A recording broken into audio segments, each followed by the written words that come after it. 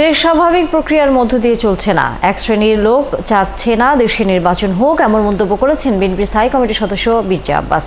আলাদা অনুষ্ঠানে যোগ দিয়ে দলটির নেতারা আরও বলেন, তৌহিদি জনতার নামে দেশে যে বিশৃঙ্খলা হচ্ছে এর পেছনে আন্তর্জাতিক ষড়যন্ত্র রয়েছে।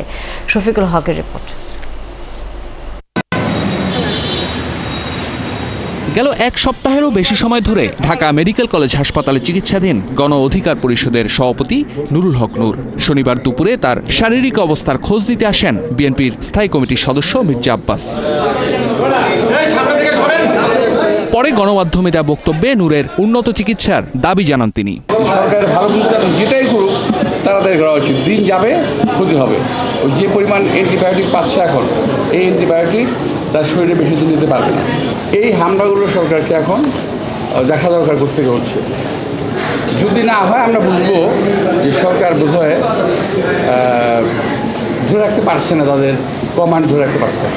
সাম্প্রতিক অস্থিরতা নিয়েও আশঙ্কা প্রকাশ করেন মির্জা আব্বাস।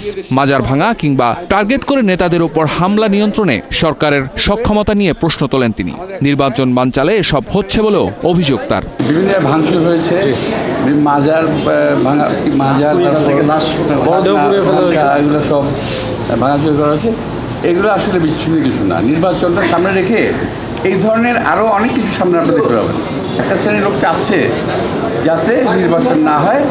বিশ্বের একজন পরাক্রমশালী নেতার মুখের বক্তব্য শুনেছি, তাতে আমার মনে হচ্ছে না যে দেশে একটা স্বাভাবিক প্রক্রিয়া যাচ্ছে, অস্বাভাবিক প্রক্রিয়ায় দেশটা এগিয়ে যাচ্ছে। এদিকে নয়াপল্টনে পবিত্র ঈদে মিলাদুন্নবী উপলক্ষে দোয়া ও মিলাদ মাহফিলে অংশ নেন দলটির সিনিয়র যুগ্ম মহাসচিব রুহুল কবির রিজভী। যে সমস্ত আদর্শগুলি রেখে গেছেন তার যদি আমরা সামান্যতম অনুকরণ করতাম। অনুষ্ঠানে দেয়া বক্তব্যে রিজভী অভিযোগ করেন, নানা ফতোয়া দিয়ে দেশে ধর্মের নামে বিভাজন সৃষ্টি করা হচ্ছে। মাজার ভাঙা কিংবা লাশ পুড়িয়ে দেওয়ার ঘটনায় উদ্বেগ জানান তিনি।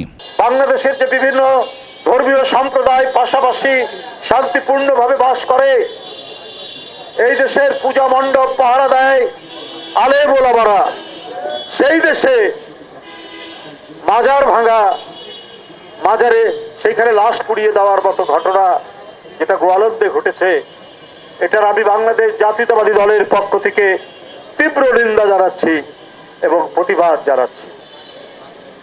অবশ্যই এর পিছনে আন্তর্জাতিক কোনো ষড়যন্ত্র আছে। শেখ হাসিনা দেশের ভাবমূর্তি নষ্ট করতে যেমন চক্রান্ত করেছিল, আবারও সেই রকম ষড়যন্ত্র হচ্ছে কিনা তা খুঁজে বের করতে অন্তর্বর্তীকালীন সরকারের প্রতি আহ্বানও জানান এই বিএনপি নেতা। বাংলাদেশের ভাবমূর্তিকে কলঙ্কিত করার জন্য এখন আবার সেই প্রচেষ্টা চলছে কিনা। শফিকুল হক, ৭১, ঢাকা।